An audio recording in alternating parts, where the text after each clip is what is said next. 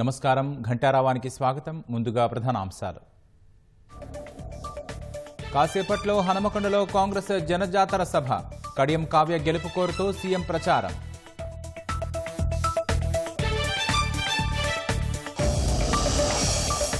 15 ఆగస్టులోపు 6 గ్యారంటీలు అమలు చేస్తే ఎమ్మెల్యేగా రాజీనామా చేస్తా అసెంబ్లీ ఎన్నికల్లో మాదిరి కాంగ్రెస్ జిత్తులు సాగవన్న హరీష్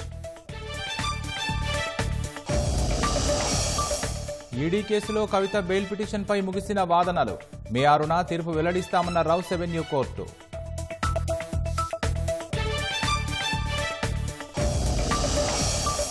మత రిజర్వేషన్ వారసత్వ పన్ను రాజ్యాంగ విరుద్ధం కాంగ్రెస్ ఓటు బ్యాంకు రాజకీయాలకు యత్నిస్తోందన్న మోదీ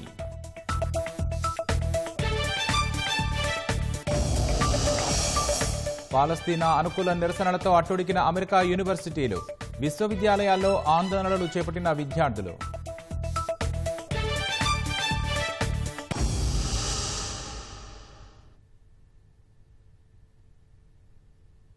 ఓరుగల్లు కాంగ్రెస్ జనజాతర సభలో కోదండరాం మాట్లాడుతున్నారు. ప్రత్యక్ష ప్రసారం ద్వారా చూద్దాం.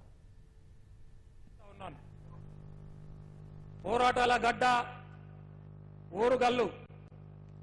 ఈ ఓరుగల్లులో మతోన్మాదులకు తావు లేదు. ఈ ఓరుగల్లులో నియంతృత్వానికి తావు లేదు, నిరంకుశత్వానికి తావు లేదు. నిరంకుశత్వానికి వ్యతిరేకంగా పోరాటం చేసినటువంటి గడ్డ ఈ ఓరుగల్లు గడ్డ. ఈరోజు ఈ ఓరుగల్లు గడ్డ మీద భారతీయ జనతా పార్టీ అనేటువంటి ఒక పార్టీ ఈరోజు మరి మాకు ఓట్లు వేయండి అని చెప్పి వస్తా ఉన్నారు. మనం ప్రజలారా ఈరోజు మనం ఒకటి గమనించాలి. ఈ దేశాన్ని నియంతృత్వ దిశగా గుడిలో ఉండాల్సిన దేవుడిని ఓట్ల కోసం మోదీ బజారులోకి తెచ్చారని ముఖ్యమంత్రి రేవంత్ రెడ్డి విమర్శించారు. కిషన్ రెడ్డిని గెలిపించేందుకు సికింద్రాబాద్ సీటును కేసీఆర్ భాజపాకు తాకట్టు పెట్టారని ఆయన ఆరోపించారు. సికింద్రాబాద్ లోక్సభ నియోజకవర్గ కాంగ్రెస్ అభ్యర్థి దానం నాగేందర్ కు మద్దతుగా సీఎం ప్రచారం నిర్వహించారు. ముందుగా మహంకాళి అమ్మవారిని దర్శించుకున్న రేవంత్ రెడ్డి ప్రత్యేక పూజలు నిర్వహించారు. అనంతరం ప్యాట్నీ సర్కిల్లో జరిగిన కార్నర్ మీటింగ్లో ముఖ్యమంత్రి ప్రసంగించారు. హైదరాబాద్ నగరానికి కృష్ణా జలాలు, ఎయిర్పోర్టు, మెట్రో, ఐటీ కంపెనీలో ఎవరు తెచ్చారనే అంశంపై చర్చకు కేటీఆర్, కిషన్ రెడ్డి సిద్ధమా అని ప్రశ్నించారు. వరదల్లో హైదరాబాద్ అతలాకుతలమైన కిషన్ రెడ్డి చిల్లిగవ్వ తెచ్చింది లేదని రేవంత్ రెడ్డి ఆరోపించారు. భారాసాకు ఓటేస్తే మూసీలో వేసినట్టేనని ఎద్దేవా చేశారు. సికింద్రాబాద్ నుంచి ఏ పార్టీ గెలుస్తుందో ఆ పార్టీ అధికారంలోకి వచ్చిన చరిత్ర ఈ సికింద్రాబాద్ కు ఉన్నది. ఖచ్చితంగా సికింద్రాబాద్ లో కాంగ్రెస్ పార్టీ గెలవబోతుంది. కేంద్రంలో మన ప్రభుత్వం రాబోతుంది. దానం నాగేందర్ కేంద్ర ప్రభుత్వంలో అత్యంత కీలకమైన భూమిక పోషించబోతున్నాడు. నాది బాధ్యత. ఆనాడు దత్తాత్రేయ గారు గెలిచిన మంత్రి అయినరు, ఈనాడు కిషన్ రెడ్డి గారు గెలిచిన మంత్రి అయినరు. భారతీయ జనతా పార్టీ గెలిచినప్పుడు మంత్రి అయితే ఈ హైదరాబాద్ నగరానికి, ఈ సికింద్రాబాద్ నగరానికి తెచ్చింది ఏంది అని నేను అడుగుతున్నా. 2021లో వరదలు వస్తే ఈ ప్రాంతం అంతా మూసి లోతట్టు ప్రాంతం మునిగిపోతే కిషన్ రెడ్డి గారు చిల్లి గవ్వ కూడా తీసుకురాలి. ఈ 5 ఏళ్లు మంత్రిగా ఈ నగరానికి అనుమతులు తేలే, ఈ నగరానికి పెట్టుబడులు తేలే, ఈ నగరానికి వస్తున్న పెట్టుబడులను నరేంద్ర మోడీ బెదిరించి గుజరాత్ కు తీసుకెళ్తుంటే అడ్డుకునే ప్రయత్నం కూడా కిషన్ రెడ్డి చెయ్యలే. పద్మారావును నామినేషన్ వేపించి పద్మారావుకి ఎన్నికల్లో సహకరించకుండా పద్మారావును ఓడించడం ద్వారా కిషన్ రెడ్డిని గెలిపించాలని బిడ్డ బెయిల్ కోసం మీ సికింద్రాబాద్ సీటును కేసీఆర్ తాకట్టు పెట్టిండు. నేను సూటిగా సవాలు విసురుతున్నా. మొన్నటి వరకు మున్సిపల్ మంత్రిగా ఉన్న కేటీఆర్ అయినా, కేంద్ర మంత్రిగా ఉన్న కిషన్ రెడ్డినైనా చర్చ పెడతాం, చౌరస్తలు కూర్చుందాం. ఈ నగరానికి కృష్ణానది జలాలు తెచ్చిందెవరు? ఈ నగరానికి గోదావరి జలాలు తెచ్చిందెవరు? ఇదే కాదు, మెట్రో రైలు ఎవరు తెచ్చిండ్రు? అంతర్జాతీయ ఎయిర్పోర్ట్ ఎవరు తెచ్చిండ్రు? ఔటర్ రింగ్ రోడ్ ఎవరు తెచ్చిండ్రు? ఐటీ కంపెనీలు ఎవరు తెచ్చిండ్రు? ఫార్మా కంపెనీలు ఎవరు తెచ్చిండ్రు? వివిధ రాష్ట్రాల నుంచి లక్షలాది మంది ఇక్కడ ఉద్యోగ ఉపాధి అవకాశాలు వస్తే మత సామరస్యాన్ని కాపాడింది ఎవరో చర్చ చేయడానికి సిద్ధమున్నామా? తెలంగాణ సమాజం ఇవాళ మోడీని తిరస్కరిస్తుంటే నిన్న మన మోడీ గారు దేవుడి సెంటిమెంట్ జేబులకి వెళ్ళి బయట తీసిండు. హిందువుల ఆస్తులు గుంచుకొని ముస్లింలకు వంచి పెడతారు అంటున్నారు. దేవుడు గుడిలో ఉండాలి, భక్తి గుండెల్లో ఉండాలి. నరేంద్ర మోడీ దేవుడిని బజార్లకు తెచ్చి గోడల మీద రాసి పోలింగ్ బూత్ లో డబ్బాల ఓట్లు వేయించుకోవాలని చూస్తుండు. ఆ మాయలు ఎవరు పడకండి. హైదరాబాదు నగరం అభివృద్ధి చెందాలంటే మత సామరస్యం కాపాడాలి. బీజేపీ మత చిచ్చు పెట్టి ఎన్నికల్లో నెగ్గాలన్న ఆలోచన చేస్తున్నారు. బీజేపీని ఓడగొట్టడం ద్వారా సెక్యులర్ ప్రభుత్వాన్ని తెలంగాణ రాష్ట్రంలో తెచ్చుకోవాలి. తెలంగాణ రాష్ట్రాన్ని అభివృద్ధి చెయ్యాలి. భారత రాష్ట్ర సమితి అధినేత మాజీ ముఖ్యమంత్రి కె చంద్రశేఖరరావు పార్లమెంటు ఎన్నికల ప్రచారానికి శ్రీకారం చుట్టారు. ఇవాళ నుంచి 17 రోజుల పాటు బస్సు యాత్ర చేయనున్నారు. సరిగ్గా 1:40 తెలంగాణ భవన్కు చేరుకున్న కేసీఆర్ తెలంగాణ తల్లి విగ్రహానికి పూలమాల వేశారు. బస్సు యాత్రకు బయలుదేరే ముందు మహిళలు మంగళ హారతులతో కేసీఆర్కు ఘన స్వాగతం పలికారు. బస్సులోకి ఎక్కుతూ కేసీఆర్ కార్యకర్తలకు అభివాదం చేశారు. కేసీఆర్ బస్సు యాత్రకు స్వాగతం పలుకుతూ కార్యకర్తలు బాణాసంచా కాల్చారు. తెలంగాణ భవన్ నుంచి కేసీఆర్ ఉమ్మడి నల్గొండ జిల్లాలోని మిర్యాలగూడ సభకు బయలుదేరి వెళ్లారు.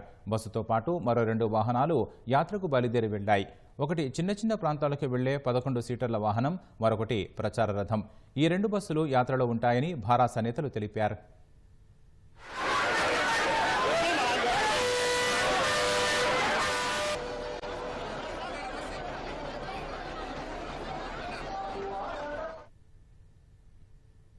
భారాస అధినేత కేసీఆర్ కు రోడ్లు భవనాల శాఖ మంత్రి కోమటిరెడ్డి వెంకటరెడ్డి సవాల్ విసిరారు.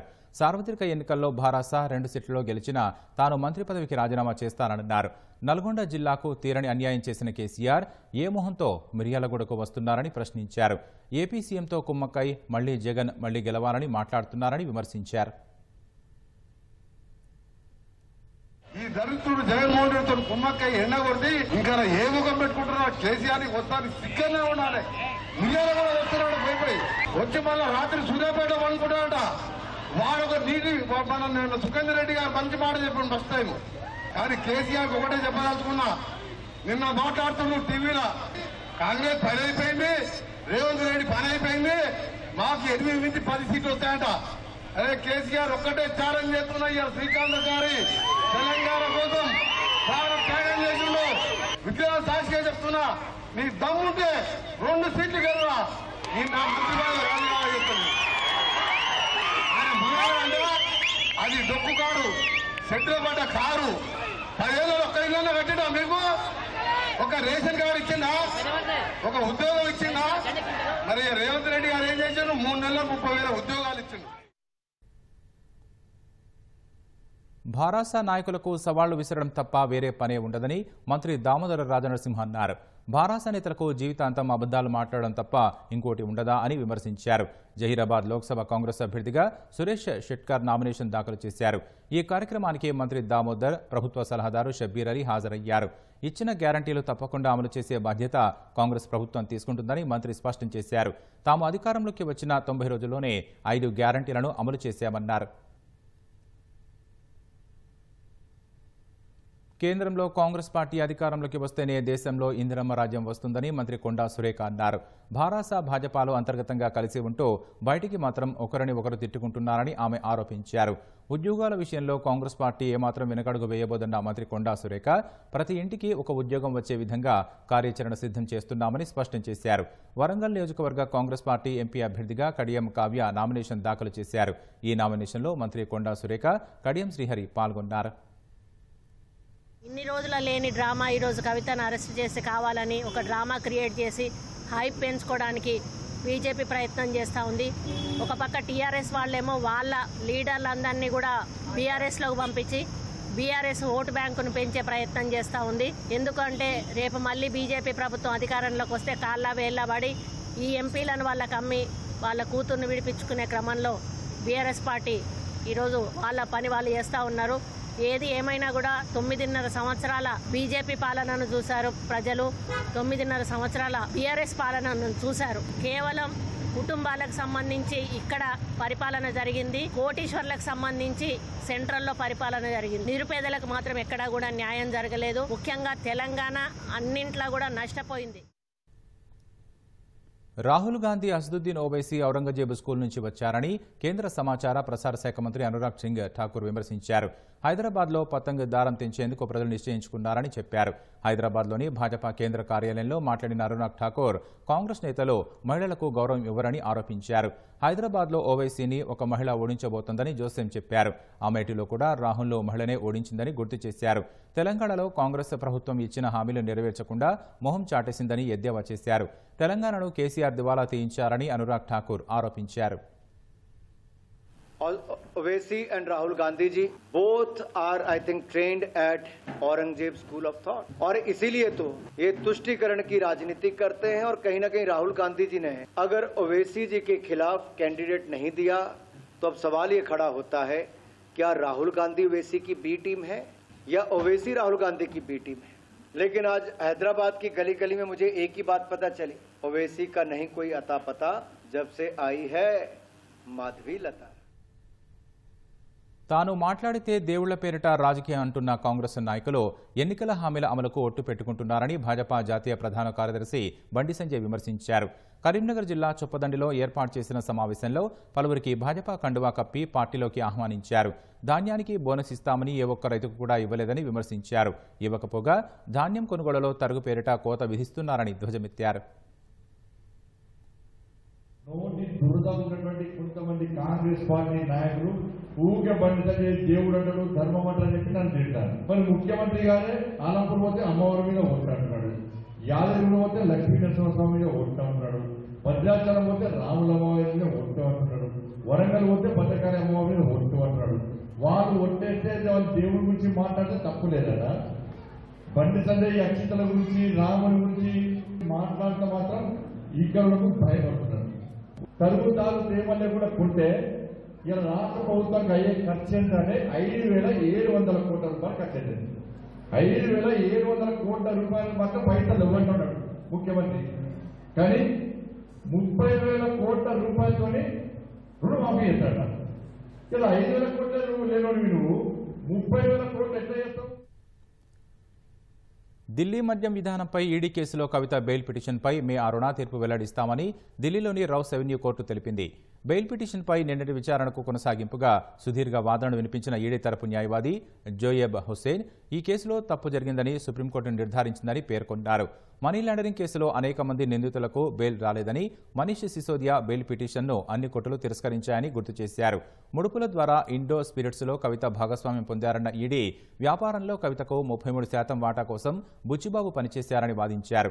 అప్రూవర్గా మారిన వారిని బెదిరించి వాంగ్మూలాలను వెనక్కి తీసుకునేలా చేస్తున్నారన్న ఈడీ కవిత ఒత్తిడితోనే అరుణ్ పిళ్ళై వెనకడుగు వేశారని వాదించారు.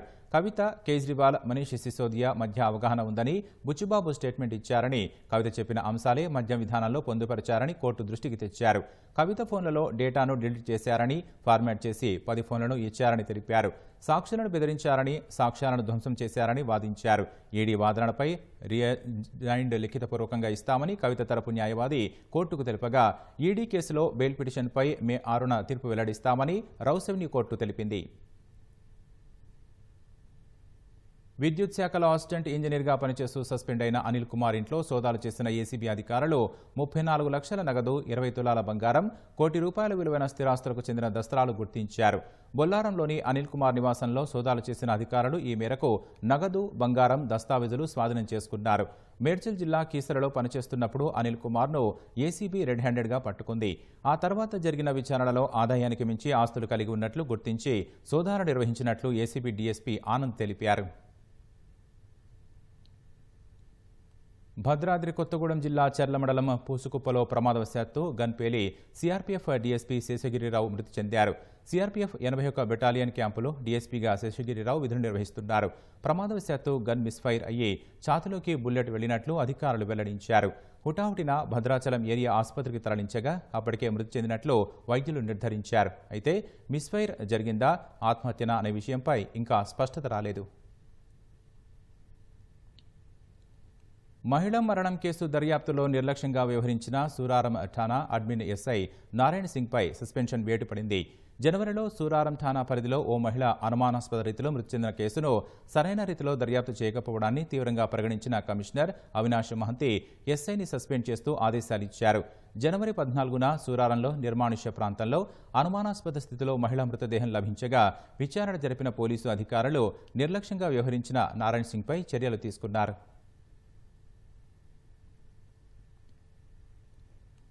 కర్ణాటక నుంచి అక్రమంగా డీజిల్ రవాణా చేసి హైదరాబాద్లో డోర్ డెలివరీ చేస్తున్న ముఠాను సైబరాబాద్ ఎస్ఓటీ పోలీసులు పట్టుకున్నారు.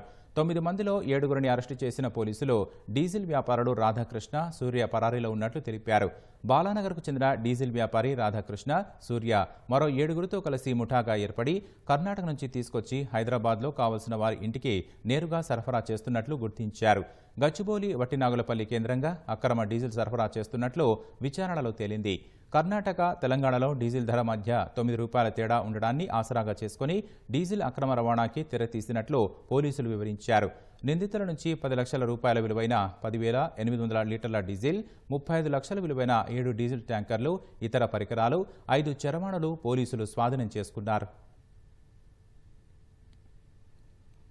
లోక్సభ ఎన్నికలు సమీపిస్తున్న నేపథ్యంలో అధికారులు పోలింగ్ బూత్ ఏర్పాట్లపై దృష్టి సారించారు. ప్రజలు ఓటు హక్కు వినియోగించుకునేందుకు ఎటువంటి అసౌకర్యానికి గురికాకుండా పటిష్టమైన చర్యలు చేపడుతున్నారు.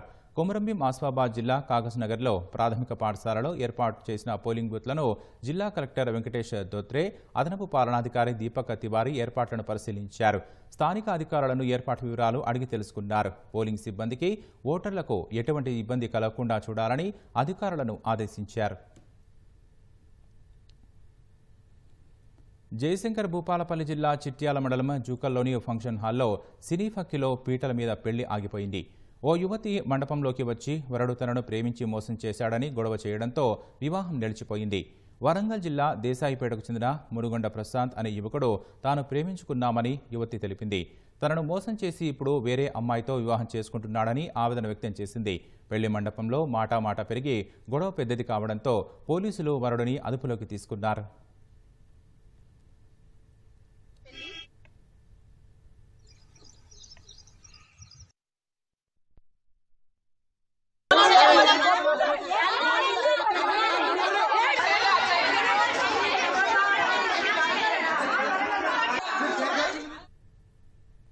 లోక్సభ ఎన్నికల్లో ఆశించిన ఫలితాలు రావనే ఆందోళనతో ప్రధాని నరేంద్ర మోదీ అసంబద్ధమైన వ్యాఖ్యలు చేస్తున్నారని కాంగ్రెస్ ప్రధాన కార్యదర్శి ప్రియాంక గాంధీ అన్నారు. ప్రజా సంక్షేమానికి సంబంధం లేని విషయాలపై తెరపైకి తెచ్చి ఓటర్ల దృష్టిని మళ్లించే ప్రయత్నం చేస్తున్నారని విమర్శించారు. కాంగ్రెస్ కన్నా భాజపాలోనే కుటుంబ రాజకీయాలు ఎక్కువని అన్నారు. కుటుంబాల గురించి మాట్లాడేటప్పుడు ప్రతి కుటుంబానికి గౌరవం, కొన్ని సూత్రాలు ఉంటాయనే విషయాన్ని భాజపా వాళ్లు అర్థం చేసుకోవాలని వ్యాఖ్యానించారు. ఆ సూత్రాల కోసం కుటుంబ సభ్యులు ఎప్పుడూ పోరాడుతూనే ఉంటారని అన్నారు.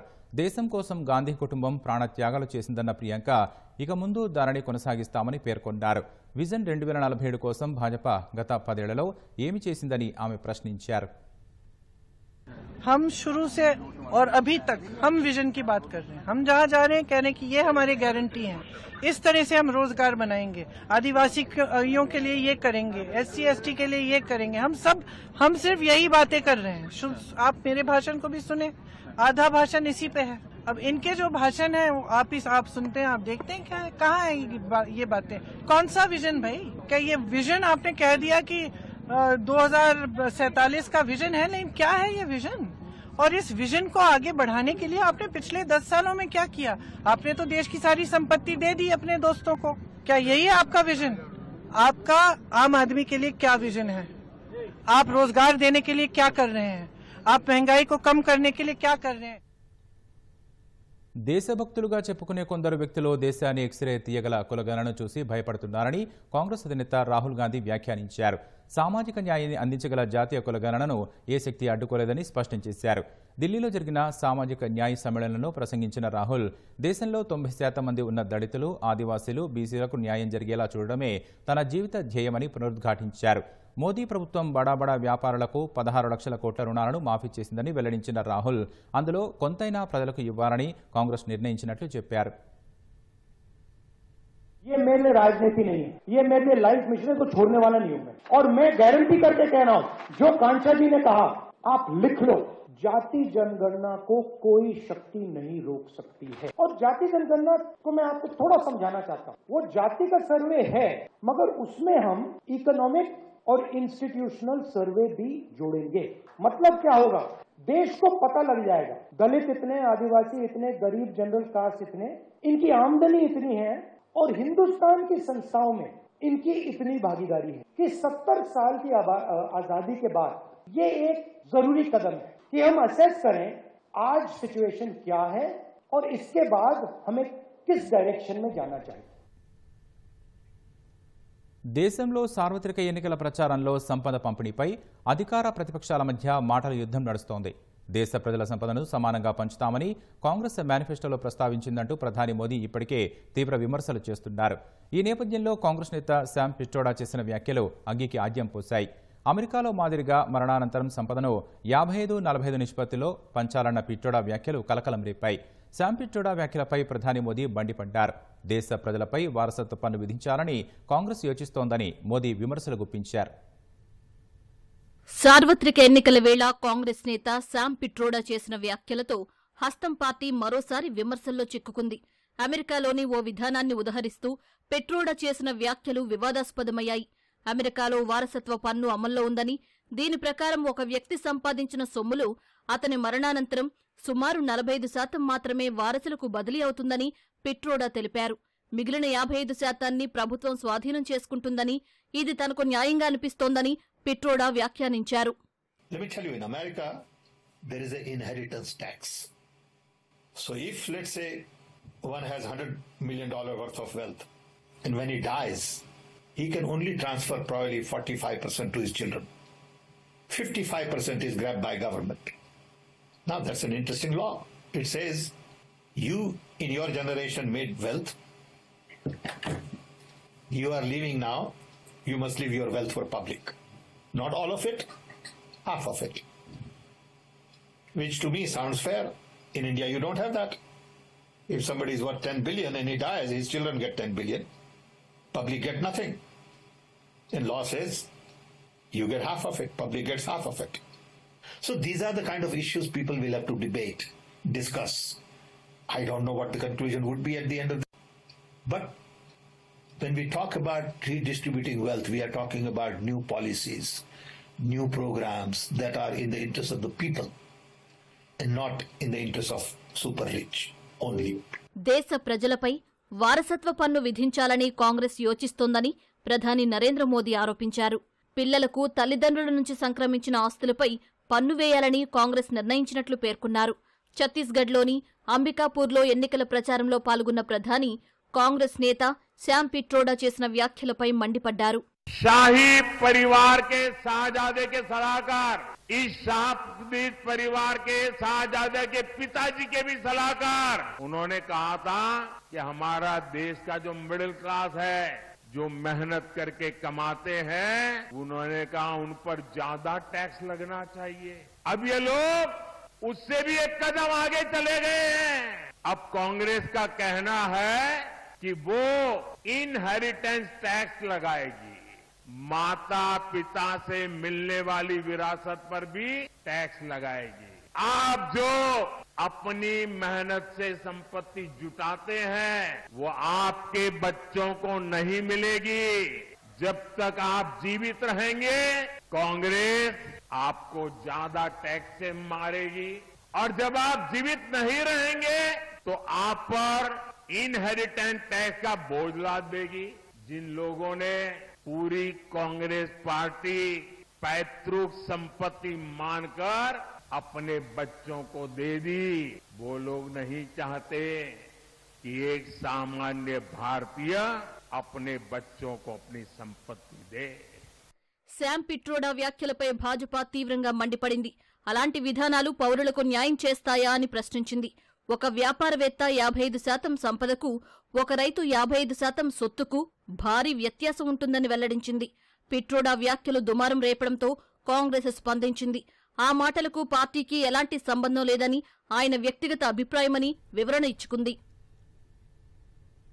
పాలస్తీనా అనుకూల నిరసనలతో అమెరికాలోని ప్రఖ్యాత యూనివర్సిటీలు అట్టడుగుతున్నాయి.